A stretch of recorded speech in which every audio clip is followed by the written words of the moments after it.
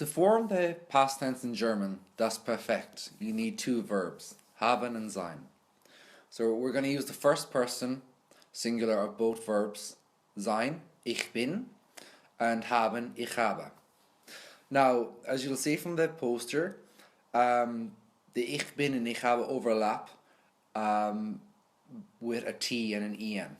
What that means is that if you take the verb, for example, spielen, if you take off the en of any German verb, you're left with what is called a stem. That's the part of the verb that we're going to be using. So the first thing you have to do is to decide whether the verb takes a T or an en.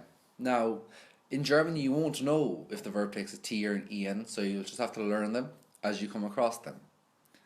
The second part to form the past tense is to know whether the verb takes a ge, before the stem, before spiel, or it simply takes nothing beforehand.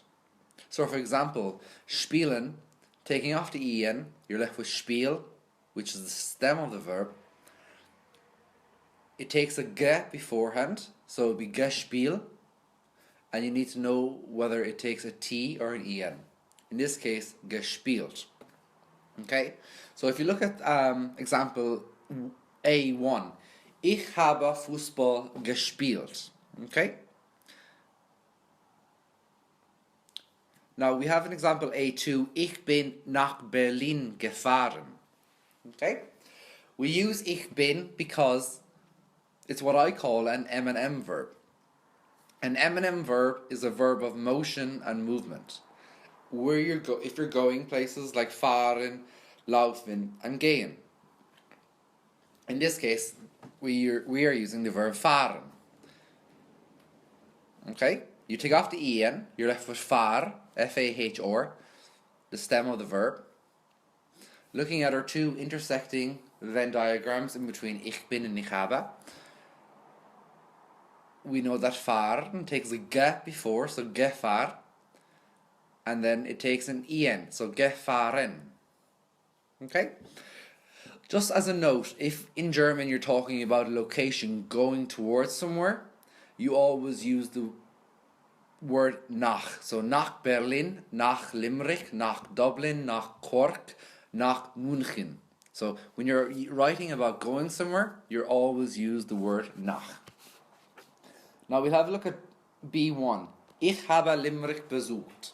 Okay, so besuchen, to visit. We take off the en, so we're left with besuch. Now we have to decide, does it take a ge in front of it? It does not. Does it take a T or an en at the end of it? It does. So, ich habe Limerick besucht. Likewise with B2, ich habe meine Tasche verloren. Okay, take off the en, you're left with verlor. Verloren is to lose. Does it take a G? No, it does not. Does it take an en at the end? It does, so verloren. Okay, so to summarize, let's say the first person singular that you will be using in German is ich bin or ich habe. Ich habe is used for the majority of German verbs. However, ich bin are used with verbs of motion and movement like fahren, gehen, laufen, and so on. The final consideration you have is the lower circle of the three intersecting Venn diagrams. You know from class, or hopefully from videos, that SVTMP stands for subject, verb, time, manner, place.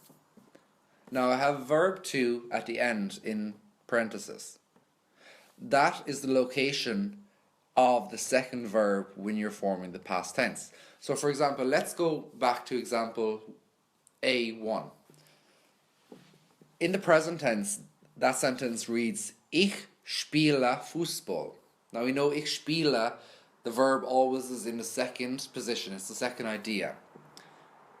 So because we're talking about the past tense, we have two verbs. We have ich habe, and we have the past tense of spielen, which is gespielt. So gespielt will always be at the end of the sentence or clause. So for example, ich habe Fußball gespielt.